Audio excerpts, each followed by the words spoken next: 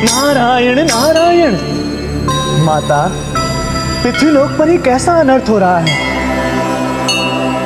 कहा तो ऋषि अंगीरा अष्ट सिद्धियों की कथा सुनकर अपने पाप को दूर करने गए थे, और कहां वे पापी एवं हत्यारा आरोपित कर दिए गए।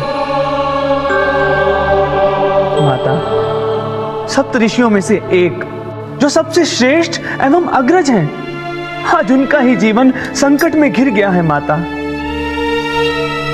और यदि उन्हें कुछ हो गया तो निश्चित सप्त ऋषियों का भी अंत हो जाएगा, क्योंकि सबका जीवन एक दूसरे से बंधा हुआ है, किसी का कोई अलग अस्तित्व नहीं है। माता,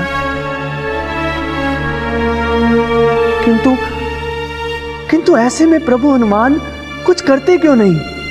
वे तो अंतर्यामी हैं, सर्वज्ञ हैं। उन्हें भली भांति ज्ञात है कि ऋषि अंगीरा पर लगा आरोप मिथ्या है। उन्हें तो सीधा जाकर उन असुरों को दंड दे देना चाहिए था। एक ऋषि के प्रति देवर्षि की व्याकुलता को मैं भली भांति समझ सकती हूँ, किंतु देवर्षि, उस पृथ्वीलोक पर कुछ संहिताएं हैं, आचार संहिता, धर्म संहिता, जिन्हें तोड़ने का अधिकार स्वयं संहिता रचयिता श्री भगवान को भी नहीं है। इसीलिए हनुमान को पृथ्वीलोक के नियमों के अनुसार ही सत्य को सामने लाना होगा तथा अंगीरा के जीवन की रक्षा करनी होगी। किंतु माता, असुरों के उन कुकृत्यों से ऋषि अंगीरा के कथा श्रवण में व्यवधान उपस्थित हो रहा है, और यदि उन असुरों के कुकृत्यों का क्रम ऐसे ही रहा तो माता, उनके पाप का अंत कैसे होगा? देवर्षि, ऋषि अंगीरा ये जो कष्ट भोग रहे हैं, इससे उनके पापों का ही अंत हो रहा है। यदि वे धैर्यपूर्वक निष्कलुष मन से काम, क्रोध, पाप, लोभ आदि को त्याग कर अष्ट सिद्धि का श्रवण करेंगे, इससे उनके पापों की मुक्ति अवश्य हो जाएगी। नारायण नारायण, सत्य कहा माता, सत्य कहा। जिसके साथ संकट मोचन प्रभु हनुमान हो, तो फिर उसे कैसा संकट? वर्षा ऋतु के मेघ की तरह आएगा और चला जाएगा। नारायण नारायण।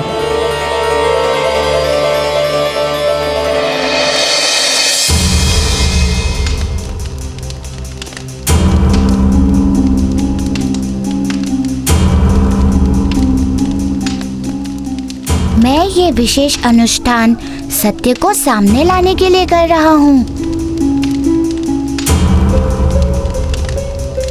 इस अनुष्ठान के पवित्र धुएं को कोई भी आसुरी शक्ति सहन नहीं कर सकती।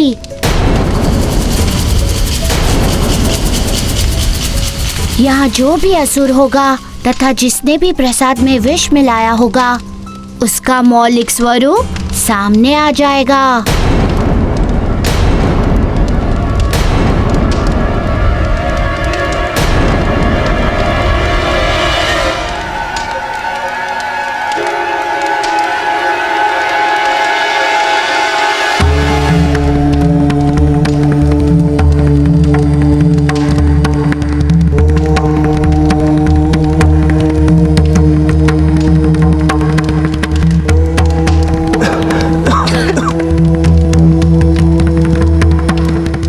अधिक समय तक इस अनुष्ठान को सहन नहीं कर सकते।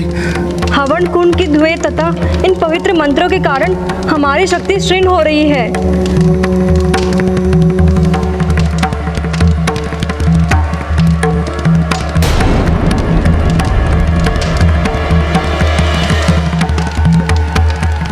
ठहरो, कहाँ जा रहे हो?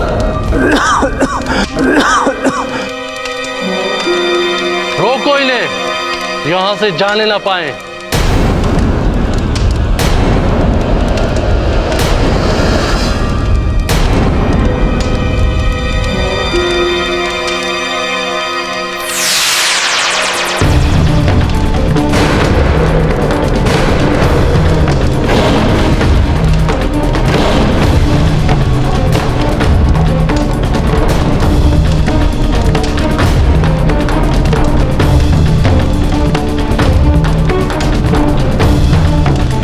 तुम दोनों पुनः यहाँ भी आ गए। मैंने तुम्हें समझाया था कि ऋषियों के कर्म एवं धर्म में विघ्न उपस्थित मत करना, किंतु फिर भी तुम लोगों ने मेरी बातों की उपेक्षा की। बताओ, किसके आदेश पर तुम लोग आए हो यहाँ? किसी के आदेश पर नहीं। इसका अर्थ कि तुम सरलता से सत्य को नहीं बताओगे। अब यदि तुम लोगों ने सत्य नहीं बताया तो तुम्हारे ही विष से तुम्हारा अंत होगा। हमें क्षमा कर दीजिए, हमें ये विषाक्त लड्डू मत खिलाइए। हम आपको सब सच बताते हैं। हमें गुरु शुक्राचार्य ने भेजा है।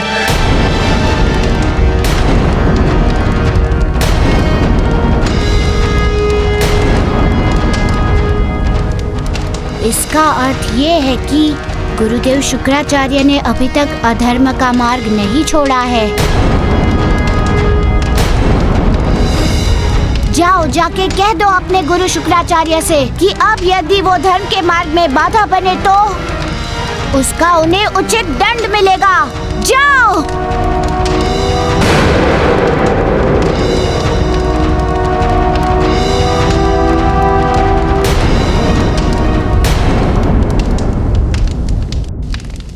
ऋषिवर, आप कुशल तो है ना?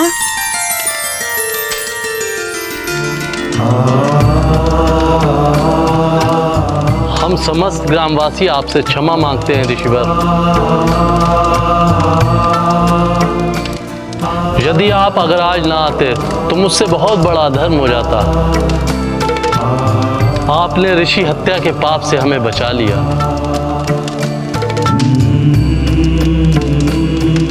इसीलिए शास्त्र में उत्प्रेत है कि सत्य की कभी पूर्ण जांच किए बिना कभी कोई निर्णय नहीं करना चाहिए।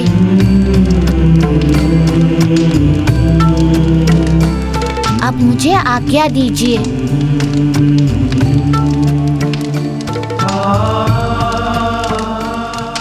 नारायण नारायण। माता, प्रभु हनुमान की महिमा अपरंपार है। उन्होंने कितनी चतुराई से ऋषि अंगीरा के जीवन की रक्षा भी कर दी एवं शुक्राचार्य द्वारा भेजे गए दोनों असुरों का भेद भी प्राप्त कर लिया। माता, वे सच में बल और बुद्धि दोनों के स्वामी हैं। आपने सत्य कहा देवर्षि।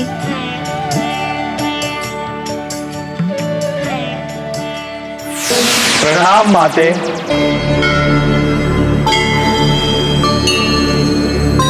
देव, आप लोग यहाँ, और वो भी अचानक? हे माता, आज हम यहाँ एक विशेष कार्य से आए हैं। कहिए, कैसा कार्य देवो? माते, हमने सुना है कि पृथ्वी लोक में स्वयं हनुमान अष्ट सिद्धियों की पवित्र कथा सुना रहे हैं। हे माता, क्योंकि अष्ट सिद्धियों की अधिष्ठात्री देवी आप हैं, वो पावन कथा सुनने की अनुमति लेने आए हैं। नारायण नारायण। देवो, ये तो आपने बड़ी उत्तम अभिलाषा व्यक्त की है। स्वयं मैं भी अष्ट सिद्धियों की महिमामयी एवं पुण्यकारी कथा सुनने को इच्छुक था एवं यही निवेदन लेकर तो माता के पास आया था। देवो, इससे शुभ बात और क्या हो सकती है? ऐसे शुभ कार्य में जाने के लिए अनुमति की नहीं, इच्छा शक्ति की आवश्यकता होती है। आप लोग अवश्य जाइए। नारायण नारायण।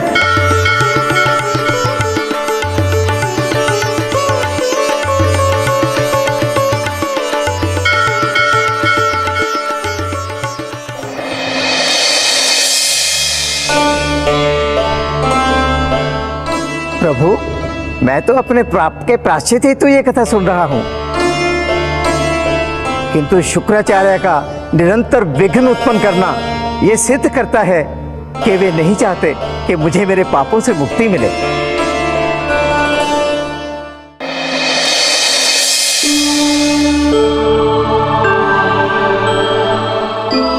मेरे प्रति उनका प्रतिशोध अत्यंत ही प्रबल है।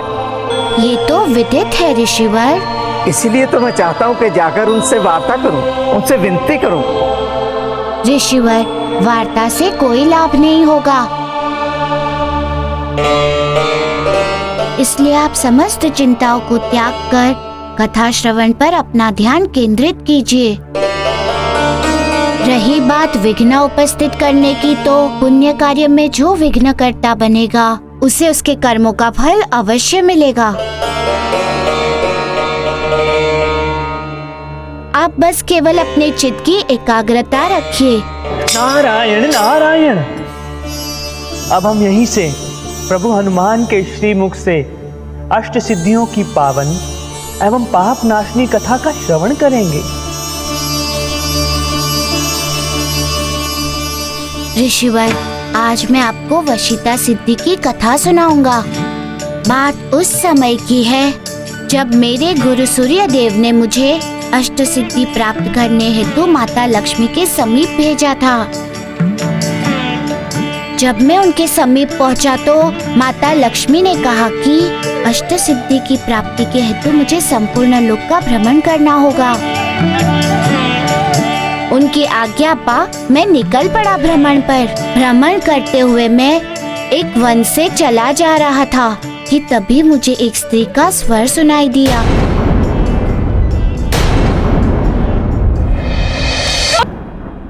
और वो ब्राह्मण कन्या कोई और नहीं बल्कि स्वयं देवी इशिता थी, जो मेरी परीक्षा ले रही थी।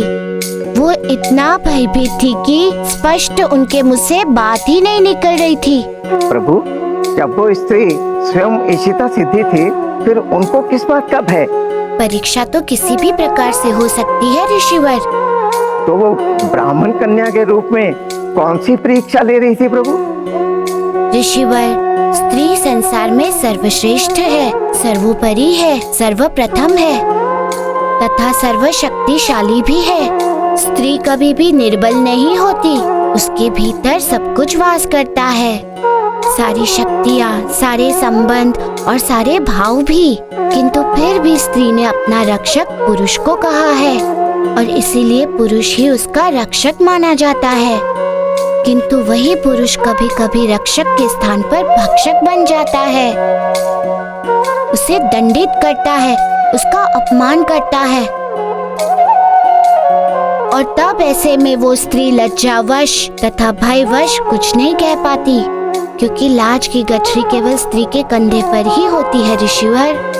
तो उनके उस भय का कारण क्या था और फिर आगे क्या हुआ प्रभु? उस ब्राह्मण कन्या को चेतना अवस्था में लाने के लिए मैं नदी से जल लेकर आया।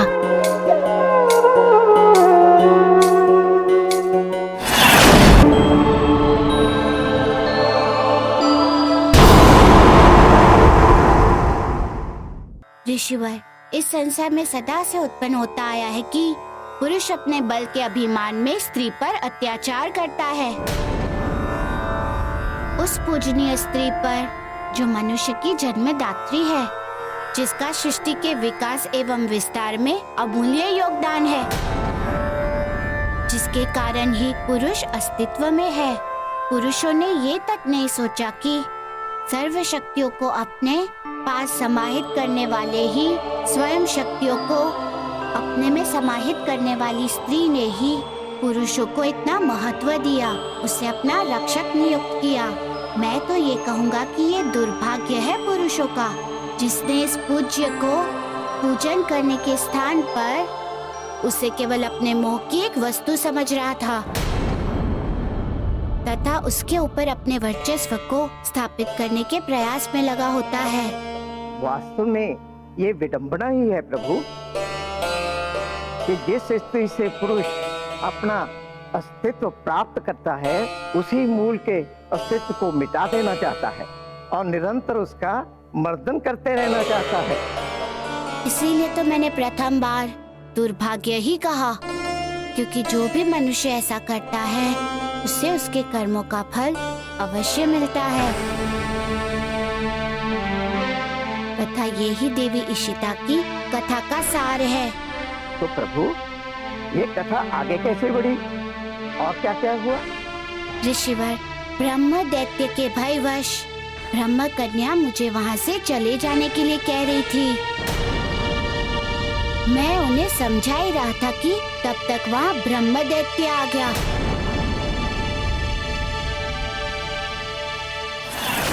प्रभु, ये ब्रह्म दैत्य कौन होता है तथा उनमें इतनी शक्ति कहाँ से आ जाती है? उत्तम प्रश्न पूछा आपने ऋषिवर। इसका वर्णन ध्यान से सुनिए तथा वर्ण कीजिए।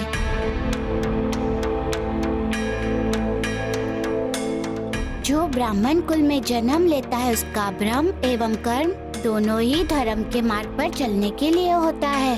धर्म कार्य से भटके हुए लोगों को धर्म के मार्ग पर लाने के लिए होता है। ब्राह्मणों में अद्वितीय क्षमता होती है ज्ञान संग्रहित करने की,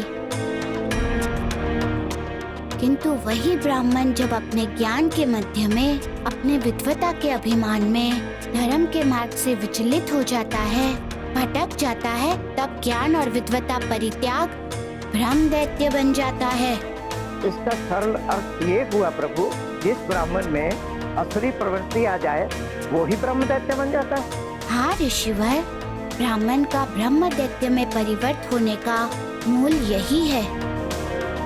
किंतु प्रभु, दैत्य बने उस ब्राह्मण में इतनी शक्ति कहाँ से आ गई थी? ऋषिवर, इस संसार में जो भी ज्ञान है वो एक प्रकार की शक्ति ही है। एक अवस्था पर तो सभी शक्तियाँ निष्फल हो जाती है, या तो अप्रभावी हो जाती है या तो वे क्षीण हो जाती है। किंतु ज्ञान एक ऐसी शक्ति है जो मृत्यु के क्षण तक प्रभावित तथा अक्षण रहती है। अवस्था परिवर्तन में भी ज्ञान की शक्ति कभी साथ नहीं छोड़ती।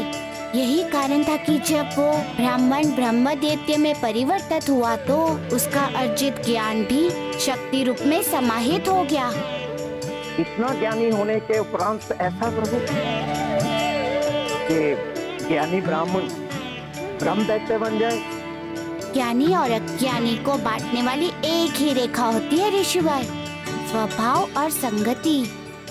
उसी क्रम में उसने उस ब्राह्मण कन्या को भी अपने आसुरी अहित का आहार बनाने का प्रयास किया। उन्हीं कुमारी कन्याओं के भोग के कारण वो सक्षम था, अथवा उसमें असीम शक्तियाँ थी।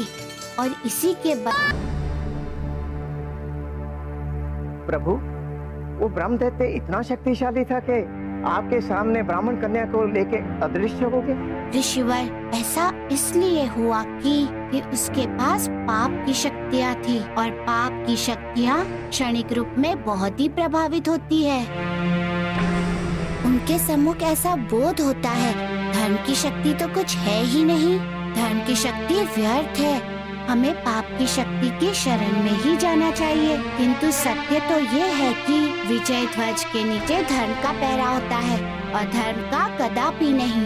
अधर्म की नियति है अंत और धर्म का मूल। एक बात निश्चित जानिए ऋषिवर, ये धर्म के समक्ष अधर्म कितना भी अहंकार क्यों न कर ले, धर्म से अधर्म सदा भयभीत ही रहता है। इसलिए तो वो मेरे धर्म छत्र छाया में उस ब्राह्मण कन्या का कुछ अहित नहीं कर सका, उसे लेकर अदृश्य हो गया। और इस माया का अर्थ था कि अब वो उस ब्राह्मण कन्या को अप्रवाहित करेगा, उसके साथ दुराचार करेगा, अधर्म की दीवार में और एक कील ठोकेगा। फल स्वरूप मुझे उस ब्राह्मण कन्या की अविलंब रक्षा करनी थी। एवं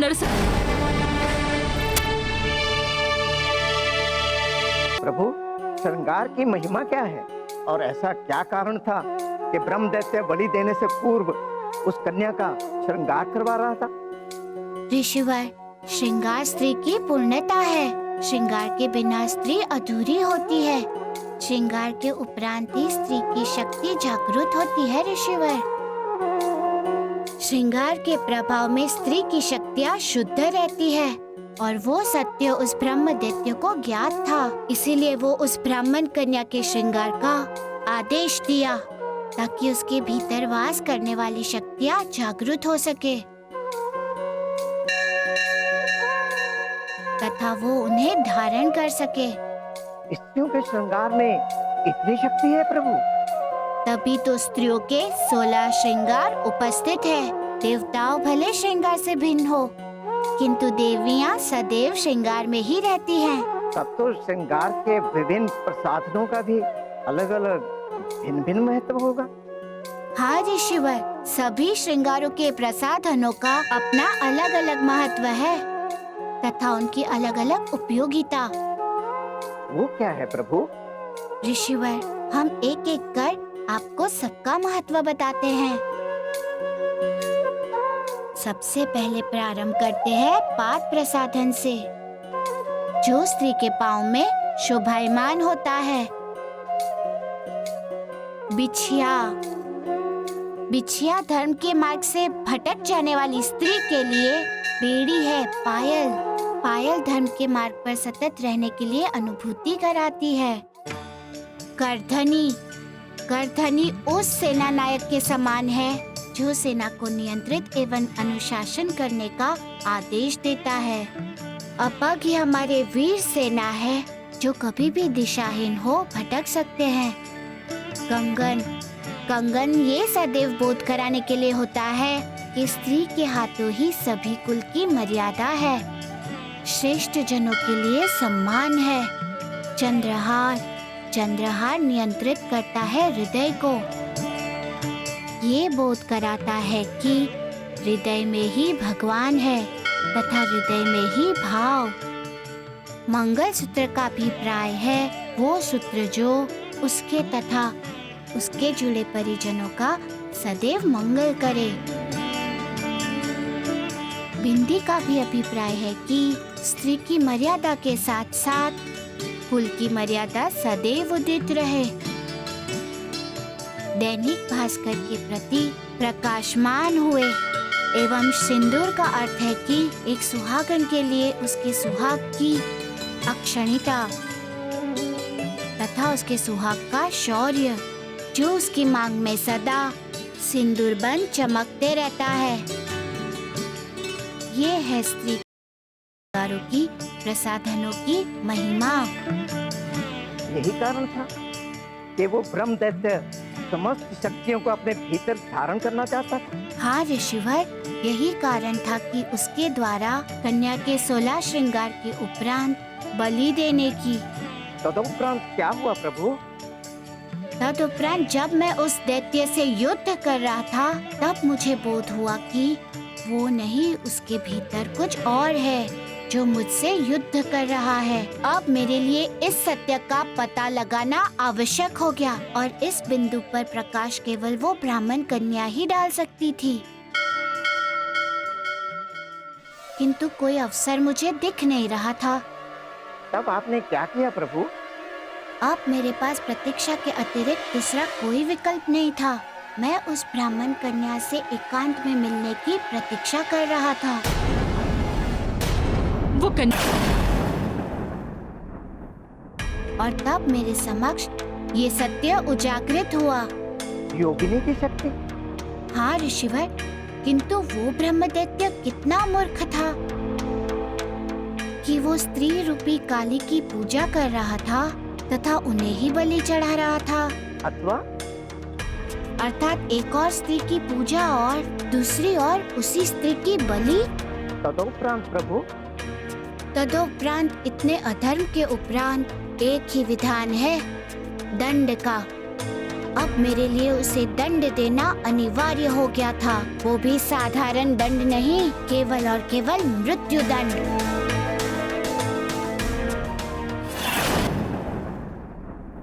प्रत्येक स्त्री में आद्य शक्ति का अंश होता है।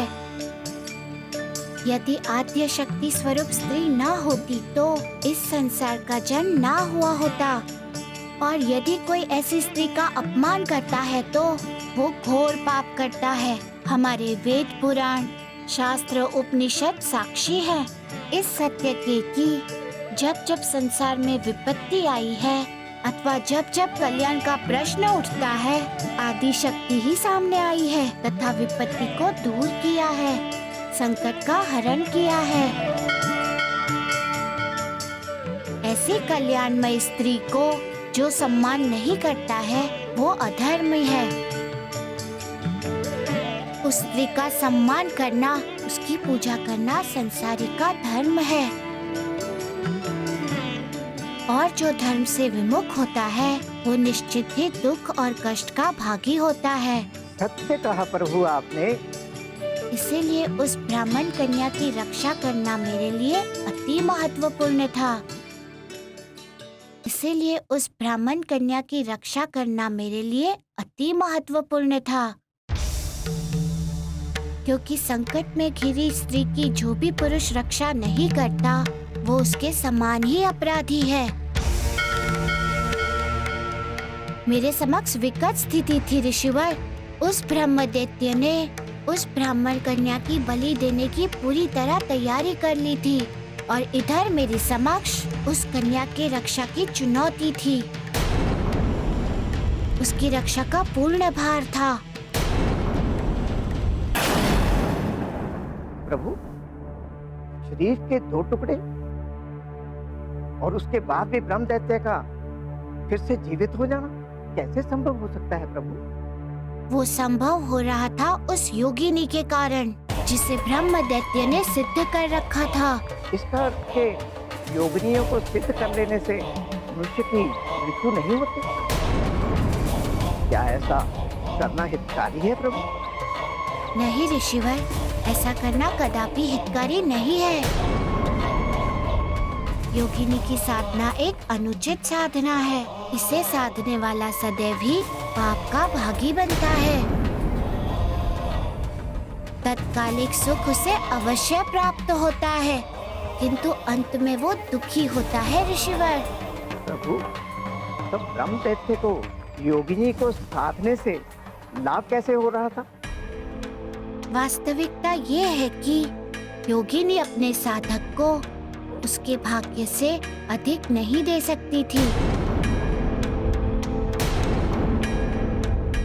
किंतु वो इतना अवश्य कर सकती है कि मनुष्य के जो भाग्य में है तथा जो उसने अपने पुण्य से अर्जित किया है उन सबको एक ही साथ अथवा एक ही बार में दे सकती है। और ब्रह्म दैत्य के साथ भी यही हो रहा था। किंतु इसका दूसरा पक्ष ये है कि जिसे आप ब्रह्म दैत्य का जीवन समझ रहे हैं, वास्तव में वो योगिनी के द्वारा दिए जाने का जीवन नहीं था, अपितु इससे उस ब्रह्म दैत्य का अर्जित पुण्य समाप्त हो रहा था। इसीलिए उसकी मृत्यु निश्चित थी। किंतु एक समस्या थी। कैसी समस्या प्रभु? उस ब्रह्म दैत्य को मृत्यु देने के लिए मुझे उसके शरीर में वास करने वाली योगिनी को बाहर निकालना आवश्यक था। ऐसा करना अनिवार्य है, ये आपने कैसे जाना प्रभु? इस भेद को स्वयं मुझे ब्रह्म कन्या ने बताया, फिर मुझे ज्ञात हुआ।